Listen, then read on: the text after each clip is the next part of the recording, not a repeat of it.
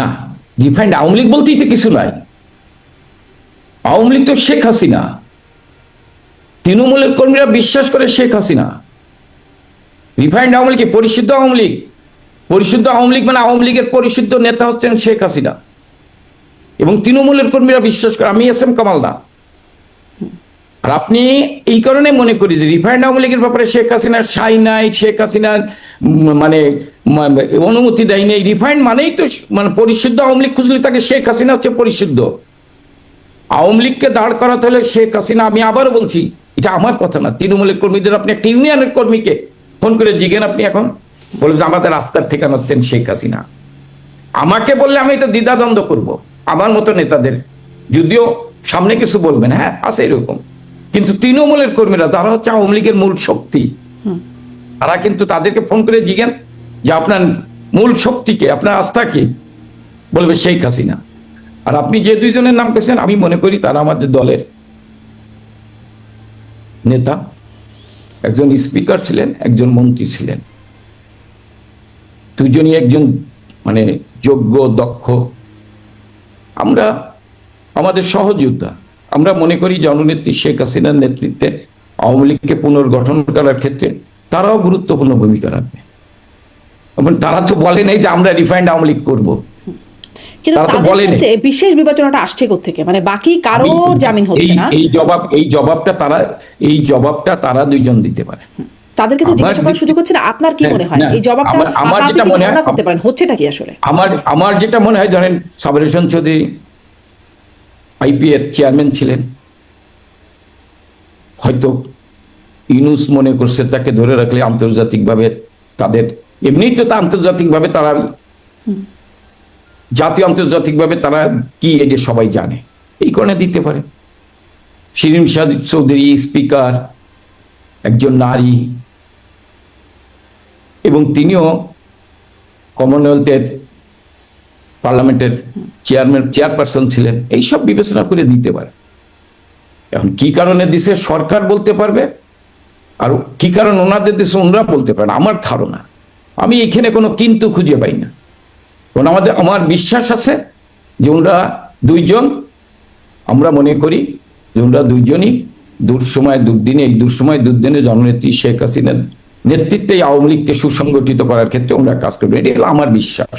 এবং আমি মনে, আপনি ভারতের প্রসঙ্গে বলছেন যে ভারতও বিশ্বাস করে, বা আপনি ভারতের বিষয়ে আপনার পর্যালোচনা বলছেন যে আওয়ামী লীগকে টিকিয়ে রাখার বিকল্প নাই, এরকম একটা বিষয় ভারতেরও আস্থার জায়গায় আছে আওয়ামী লীগ। কিন্তু আওয়ামী লীগকে যখন নিষিদ্ধ করা হলো, মানে আমি আইন পাশ করে পরবর্তীতে বলছি আওয়ামী লীগের তৎপরতা নিষিদ্ধ করে ফেলা হলো শক্তপোক্তভাবে, তখন তো ভারত কিছু বললো না। এমনকি এই যে গেলেন, দেখা সাক্ষাৎ হলো দুই পররাষ্ট্রমন্ত্রীর, তখনও তো এই বিষয়ে ভারতের কোনো বক্তব্য আসলো না। আমি আপনার বলি, আমি যে কথা, আপনি কিন্তু আমার কথাটাকে অন্যভাবে নিয়েছেন। আমি এটা বলি নাই যে ভারত বিশ্বাস করে যে আওয়ামী লীগকে টিকে রাখতে হলে শেখ হাসিনা দরকার, আমি এটা বলি না। আমি বলছি যে যারা বিশ্বাস করে দেশে এবং দেশের বাইরে, দেশ স্বাধীনতার সাথে যে দলটি স্বাধীনতার নেতৃত্ব দিয়েছেন, সেই আওয়ামী লীগ, যার জনসমর্থন হচ্ছে 52%, এবং আজকে আমি মনে করি, আপনি হয়তো আমার সাথে দ্বিমত করতে পারেন, সেটা আপনার ব্যক্তি, যে শেখ হাসিনার আজকে ৭১কে রক্ষা করার জন্য ৫ই আগস্টের আগে যারা আমাদের সমালোচনা করতো, তারাও এখন মনে করে যে ৭১কে রক্ষা করতে হলে শেখ হাসিনার বিকল্প নাই। এই ক্ষেত্রে কিন্তু ৬০ থেকে ৭০% অসাম্প্রদায়িক চেতনার লোক, তারা বিশ্বাস করে এটা। তা আমি মনে করি এই আওয়ামী লীগকে পুনর্গঠন করতে হলে, এই আওয়ামী লীগকে সুসংগঠিত করতে হলে, অসাম্প্রদায়িক চেতনার বাংলাদেশকে যদি রক্ষা করতে হয়, তাহলে আওয়ামী লীগকে পুনর্গঠিত করতে হবে। আওয়ামী লীগের উপর যে অবৈধভাবে অসাংবিধানিক নিষেধাজ্ঞা, সেটা প্রত্যাহার করতে হবে।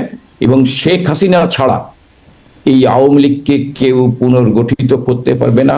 কিন্তু এই যে বড় একটা রাজনৈতিক দল, ঐতিহ্যবাহী রাজনৈতিক দল, এত সমর্থনের রাজনৈতিক দল, তাদের উপর নিষেধাজ্ঞা আসলো, কেউ টু শব্দও করলো না। এটা আসলে কেমন হলো? বা ভারত, আপনাদের এতদিনের মিত্র, ভারতকে যা দিয়েছেন তা সবসময় ভারত মনে রাখবে, কিন্তু এরকম যখন ভারতের, মানে আপনারাও ভারতে, মানে শীর্ষ নেতৃত্ব ভারতে আছেন, সেই মুহূর্তে যখন এই দলটির উপরে নিষেধাজ্ঞা হলো, তখন ভারতও আসলে টু শব্দ করলো না। এটি আপনাদের জন্য, আপনারা আসলে এটাকে কিভাবে? আমি আপনার বলি, রাজনৈতিকভাবে আমরা যারা দলের, আমরা এমন কথা বলি না যে ভারতকে আমরা চাপ দিয়েছি আর ভারত মনে রাখবে। হ্যাঁ, ভারত আমাদের রাজনৈতিক বিন্দু, কিন্তু ভারত কিন্তু আমাদের দিয়েছেন একটা চুক্তি, ট্রান্সশিপমেন্ট বাতিল হয়েছে বলেই বছরে 4 থেকে 5,000 কোটি টাকা বাংলাদেশের লস হচ্ছে। তাহলে এটি বাংলাদেশের লাভজনক চুক্তি হয়েছিল? আমি মনে করি ভারতের বিরুদ্ধে অনেক অপপ্রচার, মিথ্যাচার করা হয়েছে। আওয়ামী লীগকে ঘিরে আওয়ামী লীগ ভারতের সাথে এতটা চুক্তি করছে, কই কোন কোন চুক্তিগুলো আমি চুক্তি, এটা কিন্তু দেখাতে পারে একটাও দেখানো হয় না, একদমই ঠিক। কিন্তু দেখাতে পারে কিন্তু না। ভারত দেখাতে কেন, মানে আমার প্রশ্নটা এখানেই যে ভারতের এই অবস্থানটা আপনাদের কাছে কেমন লাগে, যে আওয়ামী লীগের মতো একটা দলকে সংসদে আইন পাশ করে এখন আওয়ামী লীগের তৎপরতা কার্যক্রম নিষিদ্ধ করে দেওয়া হলো, মানে একরকম আওয়ামী লীগের রাজনীতি নিষিদ্ধ হয়ে আছে, তখন ভারত আসলে কোনো মানে কোনো বাক্যই ব্যয় করলো না? না, ভারত তো একটি আলাদা দেশ। বাংলাদেশের আভ্যন্তরীণ একটি রাজনৈতিক দলের কার্যক্রম নিষিদ্ধ করেছেন। ভারত কি করবে না করবে এটা তো ভারতের ব্যাপার। আমি মনে করি, আমি ভারতকে ধন্যবাদ জানাই, ভারতের সরকারকে ধন্যবাদ জানাই, ভারতের জনগণকে ধন্যবাদ জানাই যে তারা আমাদের প্রিয় নেত্রীকে নিরাপদে থাকার ব্যবস্থা করেছেন, নিরাপদে রেখেছেন। এইটাই আমাদের জন্য বড় প্রাপ্য। ভারত কি করবে বাংলাদেশের জন্য, বাংলাদেশের রাজনীতির জন্য, এটা ভারতের ব্যক্তিগত বিষয়। আমি মনে করি ভারত বাংলাদেশে একটি স্বাধীনতার পক্ষে অসাম্প্রদায়িক চেতনার বাংলাদেশ থাকবে, এটাই আমি ভারতের কাছে প্রত্যাশা করি। জি, ভারতে যাওয়ার পর থেকে 5ই আগস্টের পর ভারতে যাওয়ার পর ভারতের নিরাপত্তা উপদেষ্টা তখনই দেখা করেছেন, মানে শেখ হাসিনার সাথে সাক্ষাৎ করেছেন, তারপরেও অন্তত কয়েকবার সাক্ষাৎ হয়েছে বলে জানা গেছে। কি হয়, মানে কি বলে ভারতের বার্তাটা কি এখন? এটা তো আমি বলতে পারবো না। ভারতের নিরাপত্তা উপদেষ্টা বঙ্গবন্ধু তারা শেখ হাসিনার সাথে সাক্ষাৎ কয়বার করেছেন আপনি বললেন, আমি কিন্তু জানি না।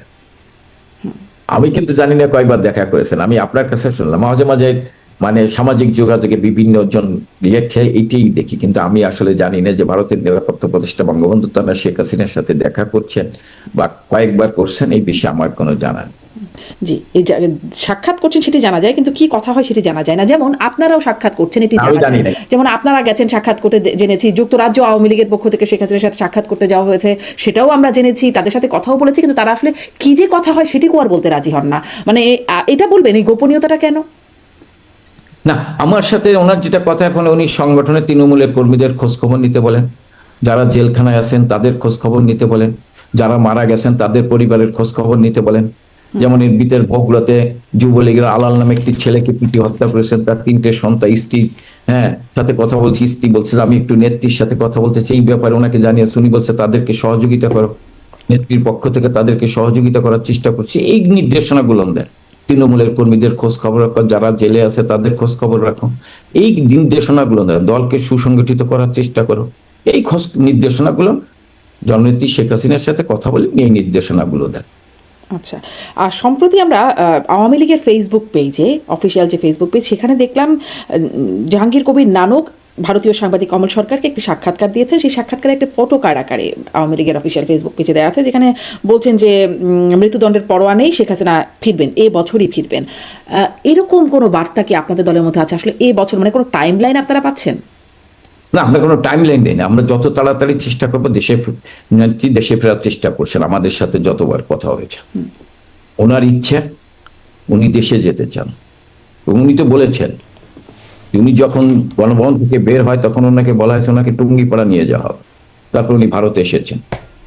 উনি সবসময় টুঙ্গিপাড়ায় যেয়ে থাকতে চান, উনি দেশে থাকতে চান। এই কারণে উনি তৃণমূলের কর্মীদের, জননেত্রী শেখ হাসিনা যখন তৃণমূলের কর্মীদের সাথে কথা বলে তাদের শহরটা, হ্যাঁ আমিও চলে আসবো, হয়তো নেত্রী যে কোনো সময় যে কোনো সিদ্ধান্ত নিতে পারেন, উনি দেশে যেতে পারেন।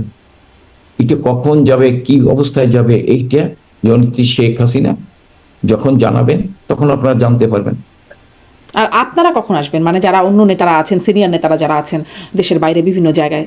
শোনেন, আমরা যারা বাংলাদেশে আছি, বাংলাদেশের বাইরে আছি, আমরা মনে করি যদি আদালত তার নিরপেক্ষ ভূমিকা পালন করে, যদি আইনের শাসন প্রতিষ্ঠিত হয়, তাহলে আমরা আদালতের দ্বারস্থ হতে চাই। কিন্তু আজও আমির হোসেন আমুর মতো একটি মুক্তিযুদ্ধের সংগঠক, যার বয়স প্রায় 90-এর কাছাকাছি, তিনি আজও জেলখানায় মানবতার জীবনযাপন করছেন। ৭৬ বছর বয়স্ক নুরুল মজিদ হুমায়ুন মুক্তিযুদ্ধের সংগঠক, তিনি জেলখানায় থেকে হাসপাতালে নিয়েছেন, হাসপাতালে এক হাতে হাত করা, তিনি মৃত্যুর করে ঢলে পড়েছেন। রায় রমেশ, আপনি জানেন প্রায় 80-র উপর বয়স, তিনিও জেলখানায় মারা গিয়েছেন। আরো অনেকেই গিয়েছেন, কিন্তু আমি এই বয়স্ক লোকগুলোর কথা বললাম। অনেকেই জেলখানায় আছেন, রাশেদ খান মেনন, হাসানুল হক ইনু, শাহজাহান খান, অনেক, ডক্টর রাজ্জাক, ফারুক খান সাহেবের মতো লোক জেলখানায় আছেন, মানবতার জীবন যাপন করছে। তাদেরকে আজকে প্রায় 2 বছর তাদেরকে গ্রেপ্তার করে জেলখানায় রাখা হয়েছে। তাদেরকে যখন আদালত বেল দিতে পারছে না, আমির হোসেন আমর মতো লোক গুলি করে মানুষ হত্যা করেছেন, তাদেরকে যখন বেল দিচ্ছে না, তখন আমি এই অন্ধকারে পালিয়ে থাকা ছাড়া, আপনি যে বলেন যে আমরা কেন প্রকাশ্যে আসি না, আমরা আদালতে স্বরপন্ন হতে চাই। আপনি যে বিভিন্ন তুলনা করছিলেন, ধরেন বেগম খালেদা জিয়াকে যখন জেল দেওয়া হয় তখনও তাকে জামিন দেওয়া হচ্ছিল না, কিন্তু মানে তিনি তো আসলে দেশেই থেকেছেন, মানে সেই তুলনা তিনি দেশে থেকেছেন, আমি বলছি তিনি দেশে থেকেছেন, তেনা কিন্তু কেউ মেরে ফেলার পরিকল্পনা করেনি। তিনি দেশে থেকেছেন এবং তিনাকে বাসায় থাকার ব্যবস্থা করেছেন, এবং সাথে একটি কাজের মেয়ে ছিলেন, আপনি জানেন। কিন্তু বঙ্গবন্ধু তাকে কিন্তু জেলে রাখুক, কিন্তু তাকে তো মেরে ফেলার পরিকল্পনা করা হয়েছিল। এটা তো 5ই আগস্টের পর বিভিন্ন জনের কথাবার্তা আপনি শুনেছেন যে তাদের পরিকল্পনা কি ছিল। তারা শেখ হাসিনাকে হত্যা করার উদ্দেশ্যেই গণভবনকে তারা আক্রমণ করেছিল।